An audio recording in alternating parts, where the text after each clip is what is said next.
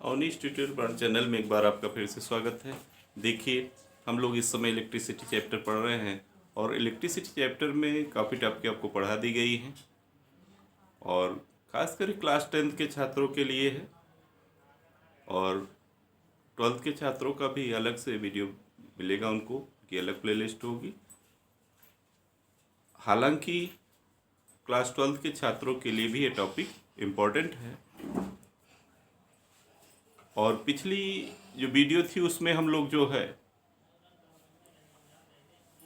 किसी चालक के प्रतिरोध की निर्भरता के बारे में पढ़ चुके हैं कि किसी चालक का प्रतिरोध किन किन बातों पर निर्भर करता है। Means dependence of electric resistance of a conductor, इसकी चर्चा हो चुकी है।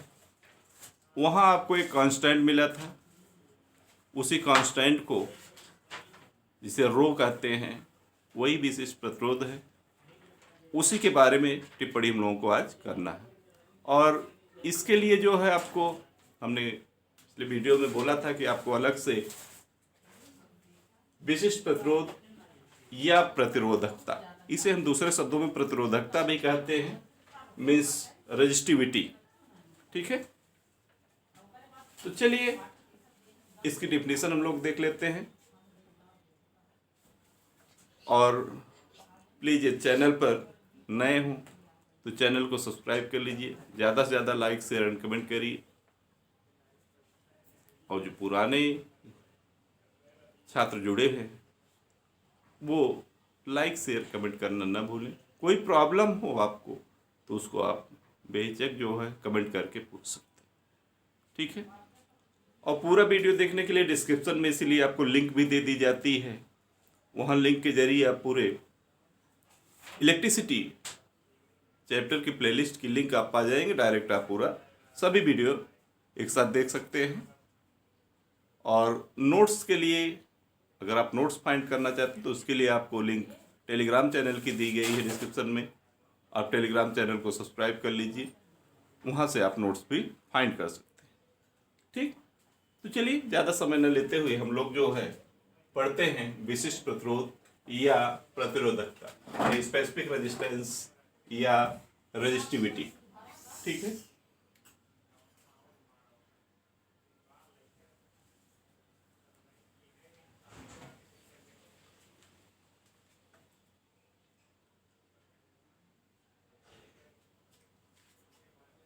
डिफिनीशन, जब किसी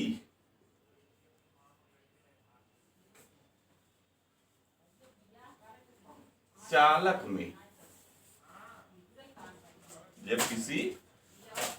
में विद्युत धारा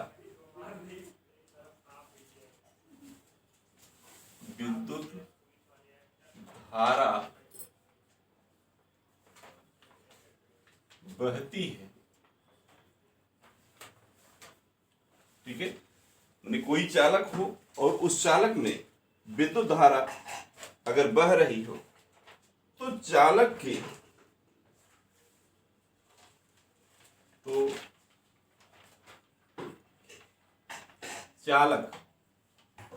किसी चालक में अगर विद्युत धारा बह रही है तो चालक के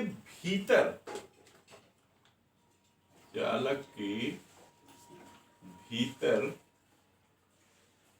ठीक है।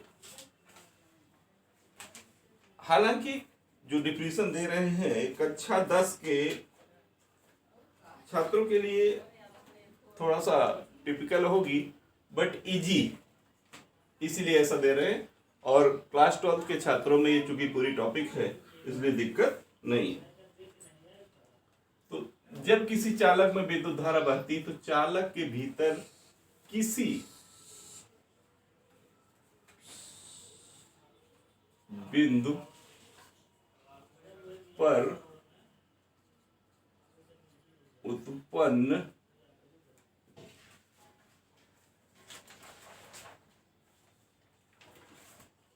वैद्युत क्षेत्र की तीव्रता वैद्युत क्षेत्र की तीव्रता को किससे व्यक्त किया जाता है? ई से डिनोट किया जाता है। वैद्युत क्षेत्र की तीव्रता तथा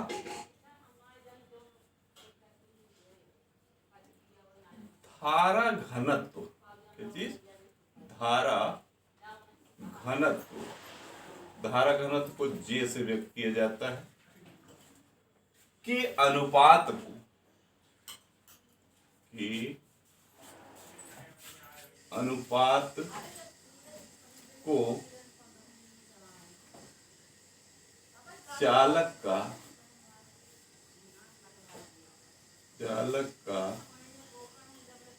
विशिष्ट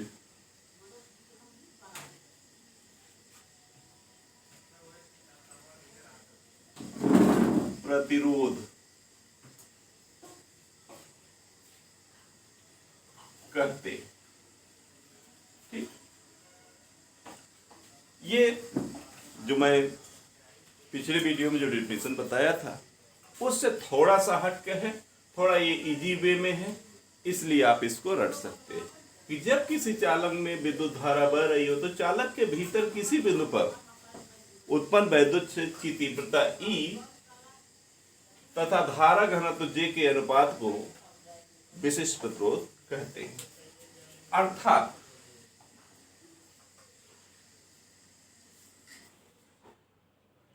आपको ऐसे बता दें कि विशिष्ट प्रतिरोध को किससे व्यक्त किया जाता है? रो से। चलिए हिंदी में लिख देते हैं। अर्थात विशिष्ट प्रतिरोध बराबर विद्युत क्षेत्र की तीव्रता, विद्युत क्षेत्र की तीव्रता बटे धारा घनत्व। संकेताक्षर ले लेते हैं, या रो इक्वल कर सकते हैं E अपान J। ठीक है, रो इक्वल E अपान J। ठीक है, तो ये तो डिफिनीशन हो गई। अगर आप देना चाहें तो इतना ही दे सकते हैं, और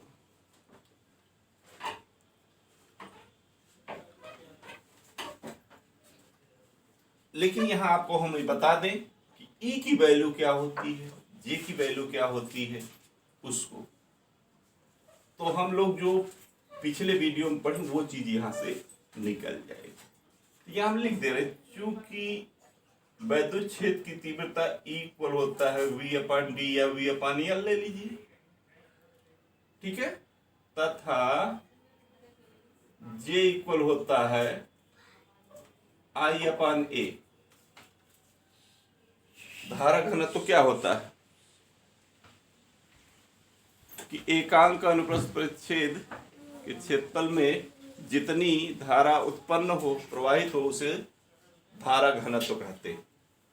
और वैद्युत क्षेत्र की तीव्रता जो है विभव के साथ क्या रिलेशन बनाती है कि विभव और दूरी के बीच के अनुपात को वैद्युत क्षेत्र की तीव्रता, अलग वैद्युत क्षेत्र की तीव्रता की दूसरी डिफिनीशन है, बट ये रिलेशन है E और V में, उससे लिया गया है। तो इन दोनों के मान को आप इसमें पुटअप करिए, तो रो इक्वल देखिए E की वैल्यू रख दीजिए V अपान L, और इसका J का रख दीजिए I अपान A। आप जरा सॉल्व करिए, रो इक्वल क्या मिलेगा?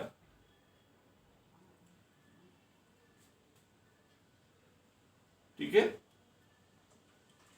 रो की वैल्यू आप सॉल्व करिए। अब देखिए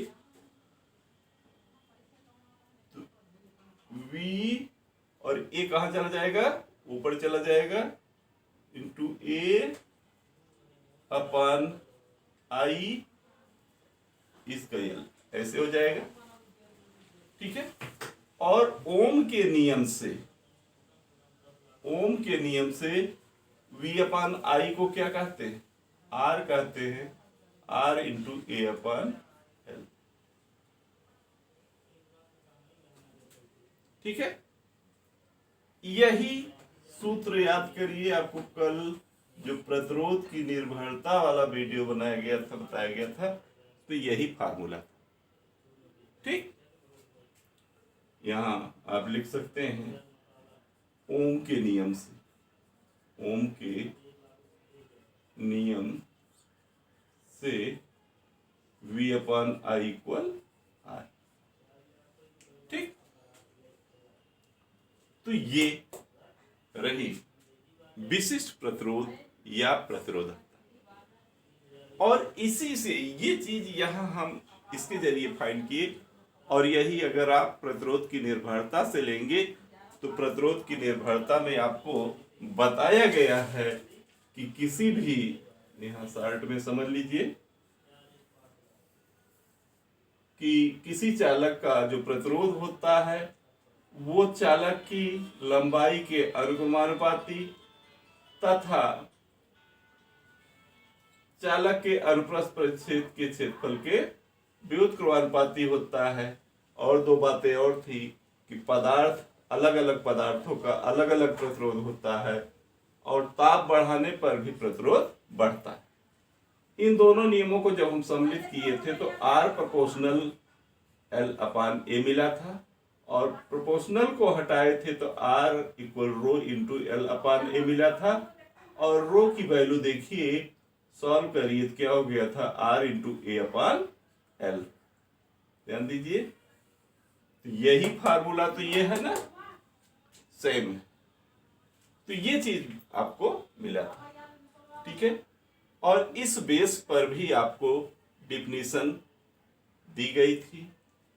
अब चलिए हम, तो इतना आप पेन डाउन कर सकते हैं आराम से कि जब पहले विशिष्ट प्रतिरोध या प्रतिरोधकता की डिफिनीशन, कि जब किसी चालक में विद्युत धारा बहती है तो चालक के भीतर किसी भी बिंदु पर उत्पन्न वैद्युत क्षेत्र की तीव्रता तथा धारा घनत्व के अनुपात को उस चालक का विशिष्ट प्रतिरोध या प्रतिरोधकता कहते हैं। इसे रो से व्यक्त करते हैं। चालक का विशिष्ट प्रतिरोध बराबर विद्युत क्षेत्र की तीव्रता बटे धारा घनत्व, या रो इक्वल ई अपान जे, और ई विद्युत क्षेत्र की तीव्रता है, इसकी वैल्यू V अपान एल, तथा धारा घनत्व क्या होता है वो भी आपको डिफिनेशन दी गई है, भी J इक्वल आई अपान ए। इन्हीं दोनों की वैल्यू को पुटअप कर दीजिए तो रो इक्वल V अपान एल अपान आई अपान ए, और सॉल्व कर लीजिए तो रो इक्वल हो जाएगा V upon I into A upon L. और V अपान आई ओम का नियम है, R इक्वल V अपान आई से, यह rho equal R into A upon L. ठीक है। तो ये रहा विशिष्ट प्रतिरोध का फार्मूला। और वही चीज यहां मैंने जो कल आपको बताया गया था पिछले वीडियो में, उस वीडियो से प्रतिरोध की निर्भरता से निकाला गया था, वही चीज है। तो अब हम लोग देखते हैं कि चाहे ये बात एक ही है, इस बेस पर भी एक डिफिनेशन दी जा सकती है। और वो डिफिनेशन कैसे दे सकते हैं उसको देखिए। यदि, ध्यान दीजिएगा, इसी में हम कोट कर दे रहे हैं, मिटा नहीं रहे हैं, कि यदि A इक्वल 1 मीटर स्क्वायर तथा L इक्वल 1 मीटर हो तो क्या मिलेगा, इस फार्मूले पर रखिए तो रो इक्वल हो जाएगा R। ठीक है। इससे भी आप डिफिनेशन दे सकते हैं। क्या दे सकते हैं कि किसी चालक की लंबाई एकांक हो, तो यहां हम ऐसे लिख सकते हैं, एकांक अनुप्रस्थ परिच्छेद एवं एकांक लंबाई वाले चालक के प्रतिरोध को उस चालक का विशिष्ट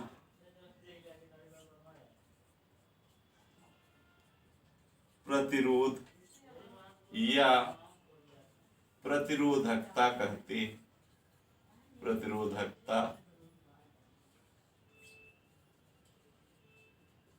कहते ठीक। एक डिफिनेशन यहां भी आपको दे दी गई है, तो इसको भी आप, यदि जो छात्र चाहे इस बेस पर लिख ले और जो छात्र चाहे तो इस बेस पर लिख ले। अगर इसको देना है तो आपको यहां से इस वाले से चाहे आइएगा, ये लिखिएगा, क्योंकि हम जानते हैं कि प्रतिरोध जो है चालक की लंबाई के अनुक्रमानुपाती तथा उसके अनुप्रस्थ के क्षेत्रफल के व्युत्क्रमानुपाती होता है, अर्थात R proportional L upon A, R equal A, जहां रो कांस्टेंट है या रो इक्वल ए। उसके बाद यहाँ आप मान लीजिएगा कि ए की वैल्यू 1 मीटर स्क्वायर, एल की वैल्यू 1 मीटर, और उस कंडीशन में रो इक्वल हो जाएगा आर। ठीक, चाहे ऐसे करके आइए, और चूंकि ये डिफिनीशन है इसलिए इसको यहीं पे ब्रेक कर सकते हैं। इससे इसको सिद्ध करना हो तो आप दे सकते हैं। ठीक है, तो जो आपकी मर्जी कहे। और नोट आप जो है लिख सकते हैं, कुछ नोट आप लिख लीजिए, हम यही दे रहे हैं नोट। नंबर 1 लिख लीजिए कि विशिष्ट प्रतिरोध एक अदिश राशि, मीन्स स्पेसिफिक रेजिस्टेंस और resistivity is a scalar quantity. ठीक है, यह एक अदिश राशि।